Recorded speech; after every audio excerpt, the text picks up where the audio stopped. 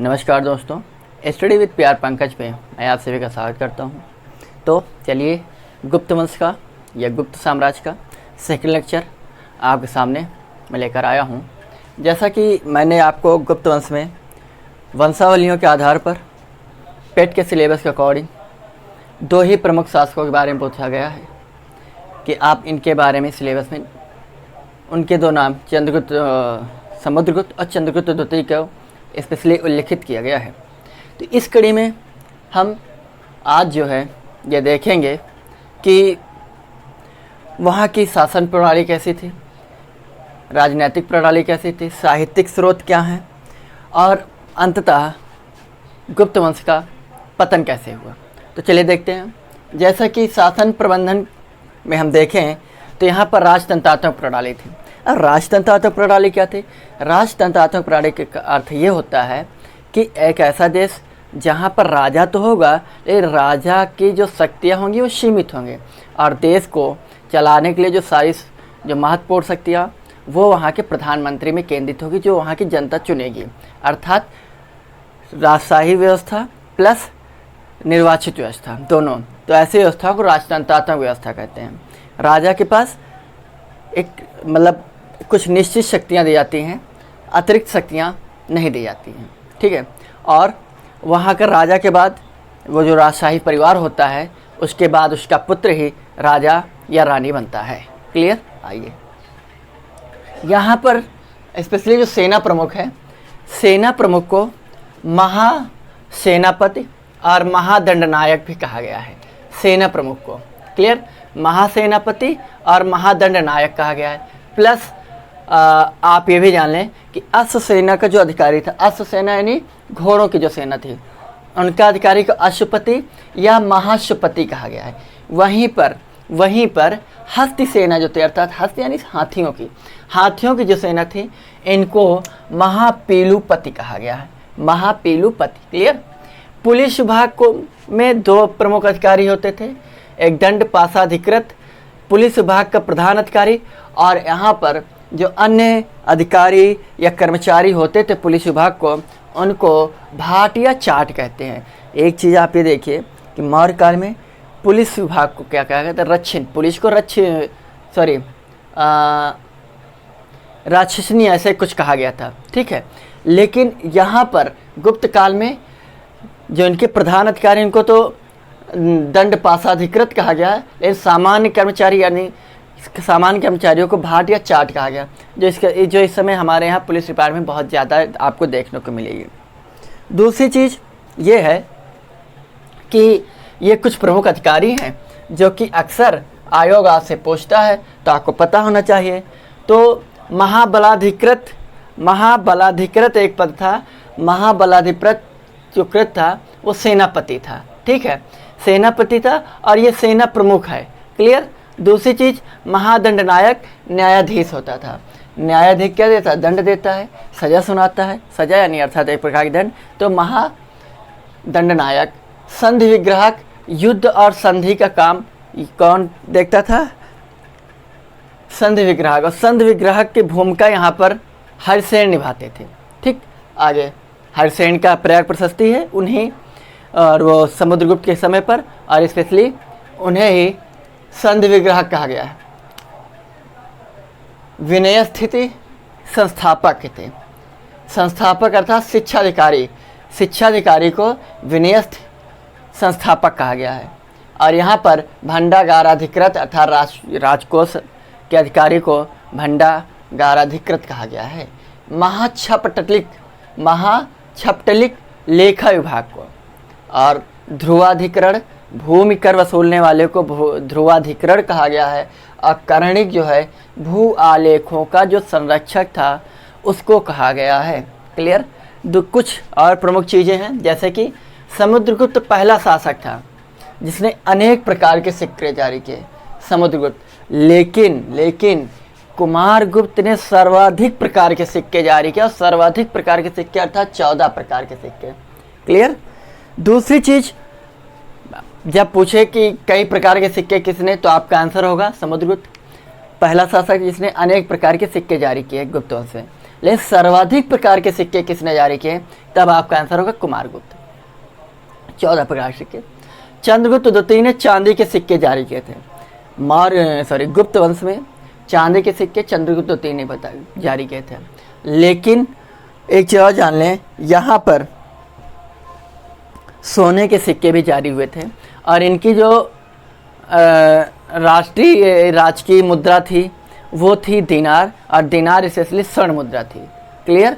दूसरी चीज, हाँ लिखा है राष्ट्रीय मुद्रा दिनार थी, और फाहियान ने यह कहा है कि सामान्य लेन देन में वहाँ का जनमानस जो है वो कौड़ियों का इस्तेमाल करता था। ये क्वेश्चन अक्सर पूछता है कि सामान्य लेन देन के लिए जैसे मार्केट गए कुछ भी खरीद फरोख्त करनी है तो वहाँ पर आप कौड़ियों का इस्तेमाल करेंगे।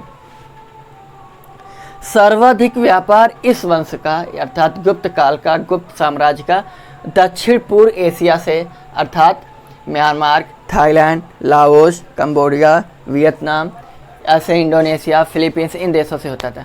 उस समय इतने सारे देश थे नहीं दक्षिण पूर्व एशिया में, ठीक है। दूसरी चीज, यहाँ पर इसी काल में वर्ण व्यवस्था जो वर्ण व्यवस्था थी वो जन्म आधारित थी।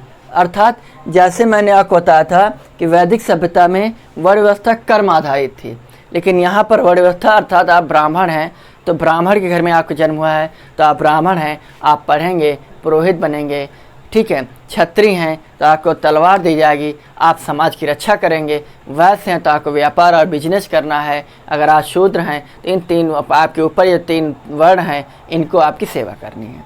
क्लियर। ये व्यवस्था थी वर्ण व्यवस्था, और वर्ण व्यवस्था यहाँ पर जन्म आधारित थी। अनुलोम और प्रतिलोम विवाह।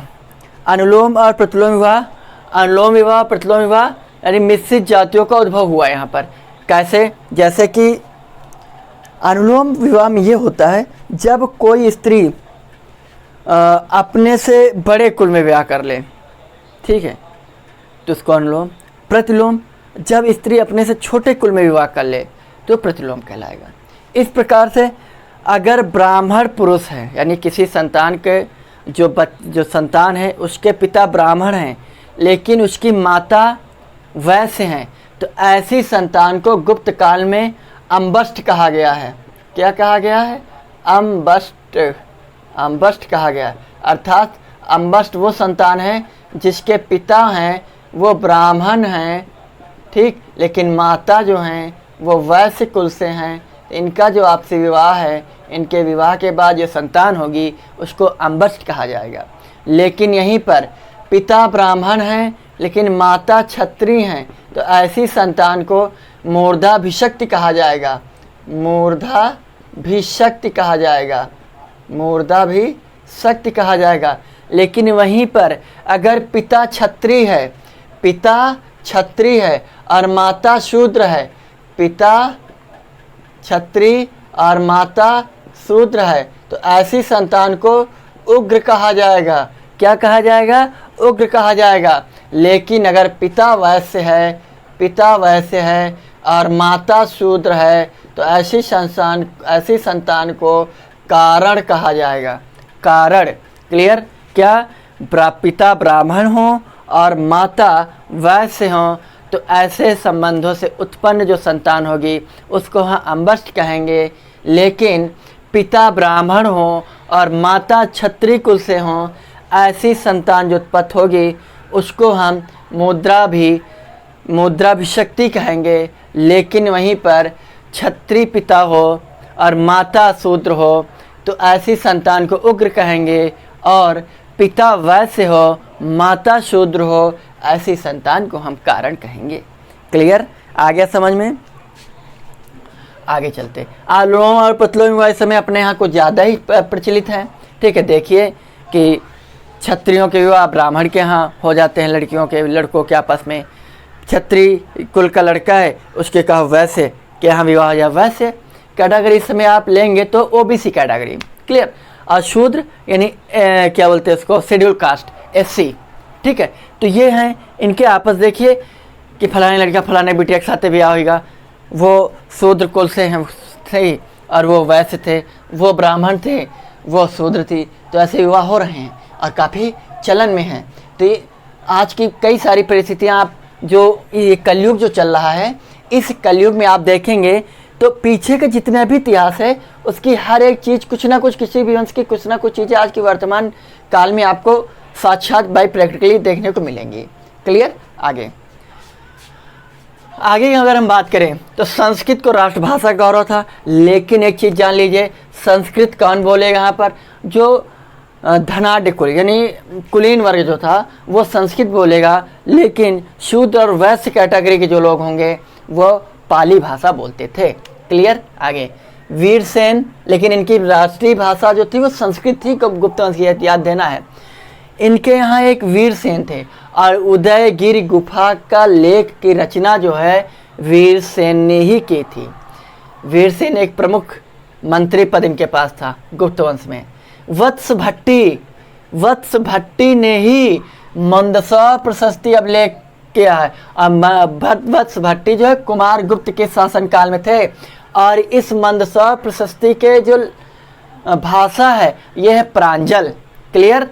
वहीं पर एक राइटर हैं, रचनाकार हैं शूद्रक, और शूद्रक की है मृच्छकटिकम। मृच्छकटिकम में शूद्रक ने बताया है एक लव मैरिज अर्थात प्रेम विवाह के बारे में बताया है कि जो लड़की है वो वैश्य कुल से है, जो लड़का है वो वैश्य कुल से है, लेकिन लड़की किसी उच्च कुल से होती है, लेकिन लड़की वैश्य की पुत्री होती है और लड़का वैश्य होता है। और वैश्य व्यवस्था, वैश्य वर्ग जो था, वर्ण व्यवस्था, वैश्य जो वर्ण था वो काफ़ी धनाढ़ वर्ण था।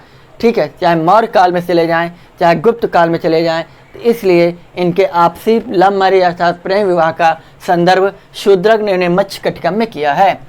विष्णु शर्मा की पंचतंत्र बहुत पूछी जाती भैया, बहुत पूछी जाती। पंचतंत्र यानी बच्चों की कहानियां हैं। पंचतंत्र में इसलिए बताया जाता है गौतम बुद्ध के जन्म से पहले जो कहानियां वो पंचतंत्र में समाहित हैं। ब्रह्मगुप्त को भारत का न्यूटन कहा जाता है, ब्रह्मगुप्त को भारत का न्यूटन कहा जाता है। लेकिन यहीं पर आपको मैं बता दूं, सुश्रुत जो थे ये शल्य चिकित्सा अर्थात सर्जरी जो इस समय चल रही है, स्पेशली आप देखिए हीरो हीरोइन जो है बहुत ज़्यादा सर्जरी कराते हैं। नाक इतनी चौड़ी है तो उसको इतनी कर लेंगे, लंबी है तो छोटी कर लेंगे, आंखें धसी हैं तो उभरी हुई हो जाएंगी, माथा धसा है तो उभरा हुआ हो जाएगा, ओंठ पतले हैं तो मोटे हो जाएंगे, मोटे हैं तो पतले हो जाएंगे। हम तो चाहते कभी कभी ये गायब ही हो जाएं। ठीक है। आगे काफ़ी हो जाता है कभी कभी सर्जरी में, ऐसा गायब नहीं होते, लेकिन आपको मोटे करने हैं तो इतने मोटे मोटे हो जाएं जैसे हमारी प्रोफाइलों के। ठीक। कुमार गुप्त ने नालंदा विश्वविद्यालय की स्थापना की थी और नालंदा विश्वविद्यालय को ऑक्सफोर्ड ऑफ महायान बौद्ध कहा जाता है। नालंदा विश्वविद्यालय को ऑक्सफोर्ड ऑफ महायान बौद्ध कहा जाता है। क्लियर। जैसे कि मैंने एक चीज़ और जान ली, यहाँ पर इस काल में स्पेशली गुप्त काल में आपको दास प्रथा मिलेगी। और जैसे मैंने आपको बताया था नारद मुनि में 15 प्रकार के दास व्यवस्था बताई गई, तो 15 प्रकार के दास, लेकिन मनुस्मृति में 7 प्रकार के दासों के जिक्र मिलता है। यहीं पर आपको अपृष्टता का जो उदय है, अपृष्टता अर्थात छुआछूत, अनटचेबिलिटी, इसी काल की शुरू है। ठीक है, अस्पृश्यता यहीं से शुरू होती है। दूसरी चीज़ अल्प आयु विवाह प्लस सती प्रथा और पर्दा प्रथा यहाँ पर चालू हो गई थी। लेकिन ये बताते हैं सामान्य जनमानस से पर्दा प्रथा नहीं हुई थी, लेकिन कुलीन वर्ग में पर्दा प्रथा शुरू हो गई थी, जो आगे चलकर हर वर्ग में आपको पर्दा प्रथा हावी होती नजर आएगी। ठीक है। एक चीज़ और जान लें, जो सती प्रथा है, सती प्रथा में क्या होता था, पति की मृत्यु के बाद पत्नी को भी उसकी चिता में के साथ बैठकर जलना होता था। ठीक है। ये सती प्रथा का सबसे पहला उल्लेख एरण अभिलेख में मिलता है। एरण अभिलेख में बताया ये गया है कि स्कंदगुप्त के एक मित्र हैं, कहीं पर मित्र बताया जाता है, कहीं सेनापति बताया जाता है। गोपराज थे, गोपराज स्कंदगुप्त के कहीं सेनापति कहीं मित्र। उनका जब एक युद्ध में शहीद हो जाते हैं अर्थात मृत्यु को प्राप्त हो जाते हैं, मोक्ष को प्राप्ति हो जाती है, तो उनकी पत्नी भी सती हो जाती। इसका उल्लेख सबसे पहला उल्लेख सती का एरन अभिलेख से ही मिलता है। क्लियर। आगे यहाँ पर जो प्रांतीय व्यवस्था थी इस वंश की, प्रांतीय व्यवस्था स्पेशली, वो सबसे बड़ा, सबसे छोटा जो था वो ग्राम था, ठीक है, सबसे छोटा ग्राम, ग्राम से बड़ा नगर, नगर से मिलकर विषय अर्थात जिले, और जिलों से बड़े होते थे आपके प्रांत या भुक्ति, प्रांत या इन्हीं को बोलते थे भुक्ति। विषय का जो प्रधान था, ठीक है, विषय अर्थात जिले के प्रधान को बोला जाता था विषपति। क्या बोला जाता था? विषपति। आपको पता होना चाहिए, विषपति, क्लियर, सॉरी विषयपति, ठीक। लेकिन यहाँ इनके जो प्रधान था, विषपति का जो प्रधान था उसको अधिष्ठान कहा गया है। विषपति का जो प्रधान कार्यालय था उसको अधिष्ठान कहा गया है, क्लियर। दूसरी चीज, ये जो अधिष्ठान यानी जो विषयपति होता था, इसका कार्यकाल 5 वर्ष का होता था। कितने वर्ष का? 5 वर्ष। वर्तमान पंचवर्षीय योजना वहाँ पर भी लागू थी। अभिलेखों को सुरक्षित रखने वाले पदाधिकारी को, अभिलेखों को सुरक्षित रखने वाले पदाधिकारी को पुस्तपाल कहा जाता था। क्या कहा जाता था? पुस्तपाल। अभिलेख अर्थात एक हिसाब से सोच लीजिए पुस्तकालय, ठीक है, तो पुस्तपाल कहा जाता था, ठीक। दूसरी चीज आपको पता होना चाहिए, यहाँ पर जूनागढ़ अभिलेख, रुद्रदामन का जो जूनागढ़ अभिलेख है उसमें उन्होंने बताया है कि एक कर जो है एक प्रकार का टैक्स था जो कि जनता से लिया जाता था, और ये प्रजा के लिए काफ़ी कष्टदायी था। जिस प्रकार मैंने आपको बताया था, बलि एक प्रकार का टैक्स था जो कि धार्मिक टैक्स था, और ये प्रजा को देने में काफ़ी कष्ट होता था, ठीक। सबसे पहले ह्वेनसांग ने अपनी पुस्तक सी यूकी में, ह्वेनसांग एक चीनी यात्री था जो हर्षवर्धन काल में आएगा, लेकिन उसने अपनी 7वीं शताब्दी में आता है, तो उसने अपनी पुस्तक सी यूकी में शूद्र को कृषक कहा है, अर्थात शूद्र को कृषि के योग्य सबसे पहले, या कृषक जो सबसे पहले, वो ह्वेनसांग ने कहा है। दूसरी चीज़, हरसेन का जो प्रयाग प्रशस्ति अभिलेख है, हरसेन का प्रयाग प्रशस्ति, हरसेन समुद्रगुप्त के शासनकाल में आपको मिलेंगे, उनका प्रयाग प्रशस्ति अभिलेख जो है वो चंपू शैली में था। चंपू शैली, गद्य और पद्य की मिश्रित शैली को चंपू कहा जाता है, क्लियर। पुराणों का अंतिम रूप, रामायण का अंतिम रूप, महाभारत का अंतिम रूप, ये सब गुप्त काल में ही होते हैं, अर्थात यहीं पर एक कंप्लीट होते हैं पूर्ण रूप से। ज्योतिष एवं गणितज्ञ गुप्त काल में आपको मिलेंगे आर्यभट्ट। आर्यभट्ट की पुस्तक है आर्यभट्टियम, आर्यभट्टियम, और इन्होंने, आर्यभट्ट ने ही ये बताया था कि जो पृथ्वी है वो अपनी धुरी पर नाच रही है, प्लस सूर्य के चारों ओर भी नाच रही है। ये आर्यभट्ट ने सबसे पहले बताया था। और आर्यभट्ट ज्योतिष थे, गणितज्ञ थे, क्षेत्रमिति, त्रिकोणमिति और ज्यामिति के वास्तविक जन्मदाता इनको माना जाता है। किसको? आर्यभट्ट को, ठीक है। एक प्रमुख कवि, राइटर, लेखक कालिदास गुप्त काल में ही फेमस हुए थे, गुप्त काल से उनसे संबंधित थे, और चंद्रगुप्त द्वितीय के 9 रत्नों में से एक रत्न भी थे। उनकी कुछ 7 प्रमुख पुस्तकें हैं। ऋतुसंहार, ऋतुसंहार जो उनकी पुस्तक थी वो एक गीत काव्य थी। क्या पुस्तक, कैसी पुस्तक थी? गीत काव्य थी। और रघुवंशम और कुमार संभवम ये दोनों महाकाव्य थे इनके। प्लस मेघदूत जो था ये एक इनका खंड काव्य था। प्लस विक्रमोर्वशीयम भी इनकी एक पुस्तक है, और मालविकाग्निमित्रम और अभिज्ञान शाकुंतलम ये इनके कुछ प्रमुख 7 पुस्तकें थी। और अभिज्ञान शाकुंतलम और मालविकाग्निमित्रम और क्या बोलते हैं उसको, विक्रमोर्वशीयम, ये नाट्य ग्रंथ थे कालिदास के। प्लस आपको ये जानकर अच्छा महसूस करोगे, अच्छा लगेगा कि भारतीय ग्रंथों में सबसे पहला ग्रंथ जिसका यूरोपीय भाषा में अनुवाद हुआ है वो कालिदास का अभिज्ञान शाकुंतलम है, और भगवत गीता दूसरा भारतीय ग्रंथ है जिसका यूरोपीय भाषा में अनुवाद किया गया है, क्लियर। हूण, अब इनके पतन के बारे में अगर मैं बात करूं तो स्कंदगुप्त के बाद जो गुप्त वंश था, इनके जो शासक थे वो उस योग्य नहीं रहे। कि अपने प्रांत की रक्षा कर सके। प्लस ये गुप्त वंश, गुप्त साम्राज्य बहुत बड़ा साम्राज्य था, ये भी एक इसके पतन का कारण है, ठीक है, जो कि इसकी व्यवस्था को केंद्र बैठकर व्यवस्थित रूप से संचालित नहीं किया जा सका है। ठीक, दूसरी चीज़ आपको इसके पतन के कारण एक ये है कि यहाँ के जो स्कंदगुप्त के बाद जो भी शासक हुए हैं वो योग्य नहीं हुए। पतन का तीसरा कारण है हूणों का आक्रमण बताया जाता है, और पहला हूण आक्रमण स्कंदगुप्त के कार्यकाल में होता है, और स्कंदगुप्त बुरी तरह से उनको पराजित करके भगा देते हैं। और ठीक है, लेकिन पुनः दोबारा और तिबारा फिर आते हैं, लेकिन हूण आक्रमण एक्चुअली में अंतिला के नेतृत्व में होता है हूण आक्रमण।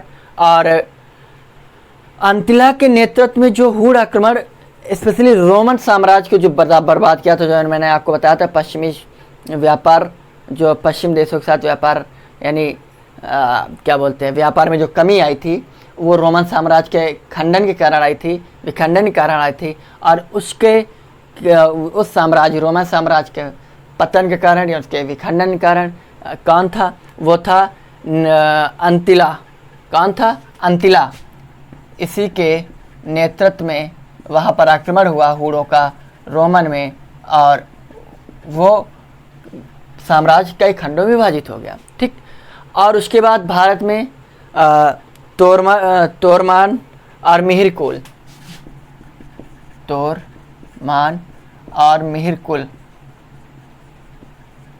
ठीक, इन्होंने अलग अपने नेतृत्व में अलग आक्रमण किया, इन्होंने अलग आक्रमण किया, यानी एक साथ नहीं है, इन दोनों ने भारत में आक्रमण किया था।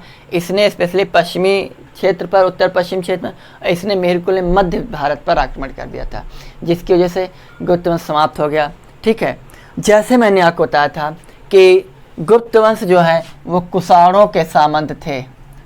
कुषाणों का, अब एक चीज़ आपको पता होनी चाहिए, कुषाणों के बाद गुप्त आते हैं जो कुषाणों के सामंत थे, लेकिन गुप्तों के सामंत थे मौखरी। ठीक, कुछ गुप्तों के, यानी गुप्त वंश समाप्त होगा तो एक नया वंश आएगा, वो है मौखरी वंश। क्लियर? तो ये थी गुप्त वंश की प्रमुख जानकारियाँ। गुप्त वंश आपको समाप्त हो गया है, ये सेकेंड इसका पार्ट था। और आप सभी का बहुत बहुत धन्यवाद। और लाइक करें, सब्सक्राइब करें और कमेंट करें, प्लस शेयर ज़रूर करें ताकि लोग सब्सक्राइब कर सकें, अपने चैनल का विकास हो सके, वृद्धि हो सके, और चैनल खूब फले, खूब फूले। ठीक है, आप सभी का बहुत बहुत धन्यवाद। Thank you. जय हिंद, जय भारत।